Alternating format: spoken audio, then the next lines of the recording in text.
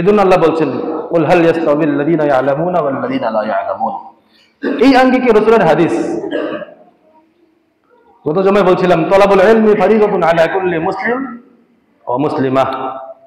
প্রত্যেকটা মুসলিম নর এবং নারী সকলের উপর দিনের ওই পরিমাণ ইলম অর্জন করা ফরজ, যে পরিমাণ ইলম অর্জন করলে অন্তত ব্যক্তি জীবনের আমলগুলো কোনো বাধাহীনভাবে নিজের মতো করে করা যায়, কোনো প্রশ্নের সম্মুখীন হতে হয় না। আর যদি আমি আপনি ওই পরিমাণ ইলম অর্জন না করতে পারি, সক্ষম না হই, তাহলে যে আমলই করব অন্তরের মধ্যে একটা দ্বিধা কাজ করবে, এটাকে আমি সঠিক করছি কিনা।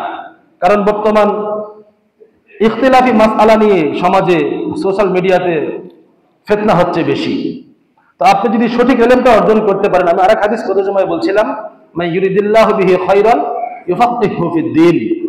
আল্লাহ পাক রব্বুল আলামিন যে মানুষটার ভালো চান, শুধুমাত্র কেবলমাত্র তাকে আল্লাহ দ্বীনের সহি সমঝ দান করেন, বুঝ দান করেন।